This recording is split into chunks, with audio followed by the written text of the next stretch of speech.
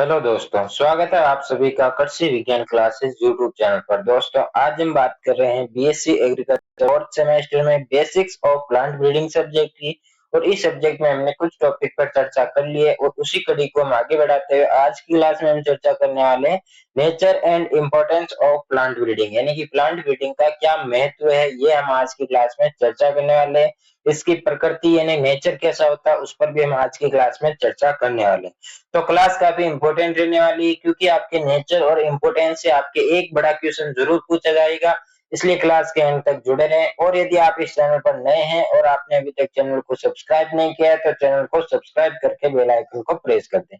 और दोस्तों, यदि आपको पुराने पेपर, गैस पेपर या इंपॉर्टेंट क्वेश्चन की पीडीएफ चाहिए तो वो आपको मिलेगी टेलीग्राम चैनल में।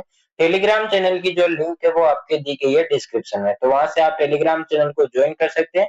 तो चलिए आज की क्लास को हम बिना किसी देरी के शुरू करते हैं। आज की क्लास में हम सबसे पहले देखने वाले हैं कि प्लांट ब्रीडिंग के महत्व क्या होते हैं, importance of plant breeding.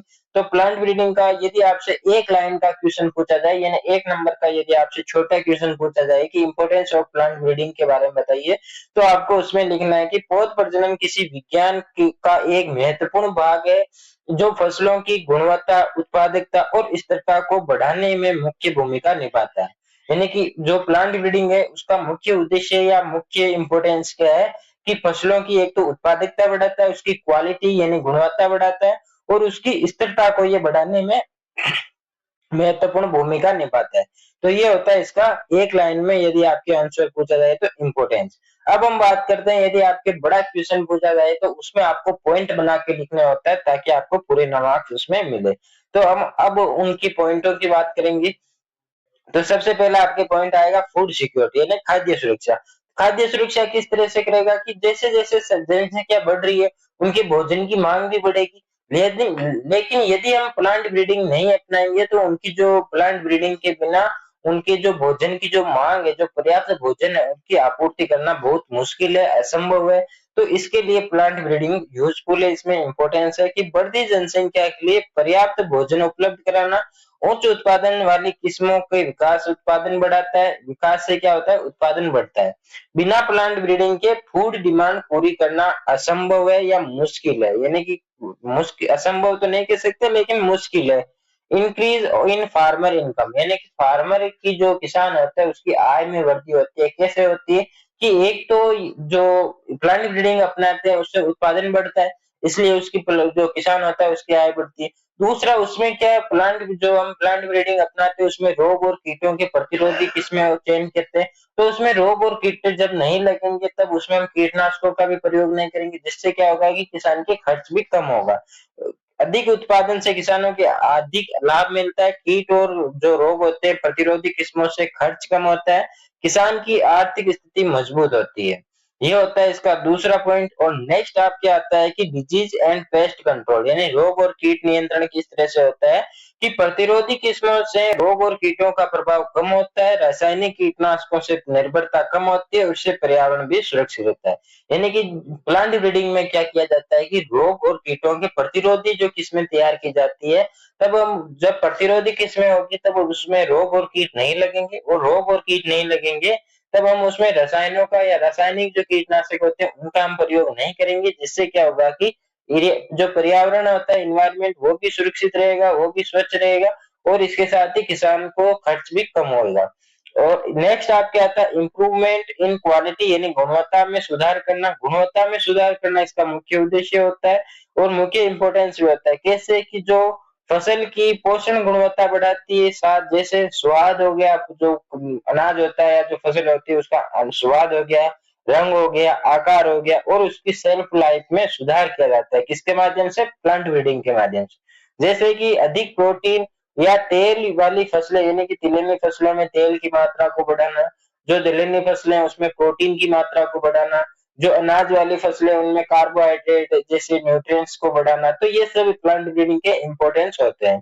Next आता है पोषण सुरक्षा। तो पोषण सुरक्षा में क्या होता है कि उसमें जो विटामिन होते हैं, जो खनिज होते हैं, उनकी आपूर्ति करवाई जाती है, यानी कि उनको पूरा किया जाता है, उनकी पूर्ति उसमें करवाई जाती है। कुपोषण को कम करने में मदद मिलती है, यानी कि जो उसमें जो न्यूट्रिएंट्स जब उसमें पूरे होंगे उसकी पूर्ति होगी, उसमें खनिज होंगे, उसमें विटामिन होंगे, उसमें प्रोटीन होंगे, तब उसमें क्या है कि जो कुपोषण होगा वो कम हो जाएगा। उदाहरण जैसे आयरन युक्त चावल, जिंक युक्त गेहूं, तो ये इसके उदाहरण होंगे। तो ये थे इसके मुख्य इंपॉर्टेंस। जो आपसे बड़ा क्वेश्चन यदि पूछा जाए तो आपको ये इंपॉर्टेंस आपको वहां पे बता के आने हैं कि कैसे कैसे जो पॉइंट बना के आपको लिखोगे, तो आप लोग लिखोगे तो आपको नंबर है जो पूरे में से पूरे मिलने के जो चांसेस है वो सबसे ज्यादा रहेंगे। यदि आप उसमें सीधा पैराग्राफ बना के लिखोगे तो वहां पे आपके नंबर कटने की जो संभावना है वो ज्यादा रहती है। तो आपको पॉइंट बना के लिख के आना बड़ा क्वेश्चन यदि आपसे पूछा जाए। अब हम बात करने वाले नेचर ऑफ प्लांट ब्रीडिंग कि पौध प्रजनन की प्रकृति कैसी है। तो सामान्य सी बात करें कि पौध प्रजनन की प्रकृति से तात्पर्य है कि यह विज्ञान किस प्रकार कार्य करता है, इसकी विशेषता क्या है, इसका स्वरूप कैसा है। यानी कि यदि आपसे एक नंबर का क्वेश्चन पूछा जाए कि जो नेचर ऑफ प्लांट ब्रीडिंग क्या है या इसके बारे में लिखना है आपको, छोटा सा एक नंबर के लिए एक या दो लाइन में आपको एक्सप्लेन करना है, तो उसमें आपको लिखना है कि जो पौध प्रजनन की प्रकृति से आपका तात्पर्य क्या है, कि जो ये विज्ञान जो प्लांट ब्रीडिंग जो है वो कैसे काम करता है, इसकी विशेषता यानी कि इसके करेक्टर क्या है और इसका स्वरूप कैसा है। तो ये आपको उसमें लिख के आना है, यानी ये दो लाइन आपको लिख के आनी है। फिर यदि आपसे बड़ा क्वेश्चन पूछा जाए कि इसके नेचर ऑफ प्लांट ब्रीडिंग के बारे में समझाइए या विस्तृत रूप से लिखिए, तब आपको पॉइंट बना के लिखने हैं और उन पॉइंटों में क्या क्या लिखना है ये भी हम अब बात करेंगे। तो सबसे पहला क्या है कि जो प्लांट ब्रीडिंग है वो कोई एक सब्जेक्ट नहीं है, यानी कि उसमें काफी सब्जेक्ट आते हैं। जैसे उसमें जेनेटिक्स भी आती है, उसमें एग्रोनॉमी भी आती है, उसमें रोग प्रतिरोध यानी कि प्लांट पैथोलॉजी भी आती है, एंटोमोलॉजी भी उसमें आती है। तो कोई एक सब्जेक्ट नहीं है, यानी कि पहला पॉइंट आपके रहेगा बहुविषयीय के प्रकृति, यानी कि प्लांट ब्रीडिंग एक बहुविषय के विज्ञान है जिसमें कई विषयों का योगदान रहता है। जिसमें कौन कौन से आती है, जेनेटिक्स आती है, एग्रोनॉमी आती है, प्लांट ब्रीडिंग आती है, प्लांट ब्रीडिंग तो है, प्लांट पैथोलॉजी आती है, एंटोमोलॉजी आती है और इसके साथ ही बायोटेक्नोलॉजी आती है। यानी कि टेक्नोलॉजी के बिना हम उसमें प्लांट में ब्रीडिंग नहीं कर पाएंगे, उसमें क्रॉस संकरण नहीं करवा पाएंगे, तो उसमें बायोटेक्नोलॉजी भी इंक्लूड होती है। तो इसमें आप देख सकते हैं कि जो प्लांट ब्रीडिंग है वो केवल एक सब्जेक्ट नहीं है, उसमें काफी सब्जेक्टों का योगदान रहता है। काफी सब्जेक्टों से मिलकर जो तैयार होती है वो होती है प्लांट ब्रीडिंग, मतलब कई विज्ञान मिलकर कार्य करती है। दूसरा, प्लांट ब्रीडिंग कभी रुकने वाली नहीं है, यानी कि ये प्लांट ब्रीडिंग में ऐसा नहीं है कि आज से वर्तमान से पहले जो खोज हो चुकी है, जो संकरण हो चुके हैं वही संकरण होंगे, ऐसा बिल्कुल नहीं है। जो प्लांट ब्रीडिंग जो सब्जेक्ट है वो निरंतर चलने वाली है, जैसे जैसे आवश्यकता होगी वैसे वैसे उसमें सुधार होंगे, नए नए वैज्ञानिक आएंगे, नई नई खोज होगी। तो ये प्लांट ब्रीडिंग जो सब्जेक्ट है वो गतिशील प्रकृति है। प्लांट ब्रीडिंग एक गतिशील प्रक्रिया जो समय के साथ बदलती रहती है, जैसे जैसे समय आएगा जिस जिस की जो मतलब पौधे में जिस जिस गुण की आवश्यकता होगी उसको ऐड किया जाएगा, वो उसकी आपूर्ति करवाई जाएगी। ये जलवायु आवश्यकता और नई तकनीकों के अनुसार विकसित होती है। जैसे पहले सिलेक्शन होता था, यानी कि प्राचीन काल में क्या होता था कि जो किसी भी प्रकार की बायोटेक्नोलॉजी नहीं थी, उसमें केवल अच्छे बीजों को, अच्छे बीज वाले जो पौधे होते उनको चयन किया जाता, उन बीजों को अलग किया जाता और उनको नेक्स्ट ईयर जब बुआई होती थी तब उन बीजों को यूज किया जाता। तो इस तरह से उनका चयन किया जाता था। अब क्या होता है, फिर थोड़े थोड़े वैज्ञानिक आए, उन्होंने खोज की, रिसर्च की, तो उसके बाद biotechnology I, genetic I, engineering I, तो इन सबको इंक्लूड किया जाएगा। अब भविष्य में जैसे जैसे आवश्यकता होगी नए नए वैज्ञानिक आएंगे, नई नई जो खोजें होगी और जो प्लांट ब्रीडिंग है उसको विकसित किया जाएगा या उसमें नए नए खोजें की जाएगी। लक्ष्य उन्मुख, यानी कि जो प्लांट ब्रीडिंग का एक ही लक्ष्य होता है, यानी कि जो प्लांट ब्रीडिंग का ऐसा नहीं है कि उसका कोई लक्ष्य निर्धारित नहीं, उसका निश्चित लक्ष्य होता है कि उत्पादकता को बढ़ाना है, उसकी पौधों की गुण जो फसल होती है उसकी गुणवत्ता में सुधार करना है। तीसरा, उसको रोग और कीटों के प्रतिरोध किस्मतों को तैयार करना होता है। तो उसके जो लक्ष्य होते हैं वो निर्धारित होते हैं, ऐसा नहीं है कि लक्ष्य निर्धारित ना हो। हर ब्रीडिंग प्रोग्राम का एक निश्चित उद्देश्य होता है, कोई भी ऐसी प्लानिंग जो ब्रीडिंग प्रोग्राम नहीं होता जिसका लक्ष्य निर्धारित नहीं होता। जैसे अधिक उत्पादन, रोग प्रतिरोध और सूखा सहनशील, ऐसे उसके लक्ष्य निर्धारित रहते हैं। सभी के जो प्रोग्राम होते हैं उनके लक्ष्य अलग अलग होते हैं, लेकिन लक्ष्य निर्धारित होते हैं, निश्चित लक्ष्य होते हैं। बिना लक्ष्यों के प्लांट ब्रीडिंग संभव नहीं होती, यानी कि ऐसा नहीं है कि आप प्लांट ब्रीडिंग यानी कि दो पौधों में संकरण करवा रहे हो लेकिन आपको आपका जो लक्ष्य है वो आपको तय नहीं है या लक्ष्य नहीं है, तो ये संभव नहीं है।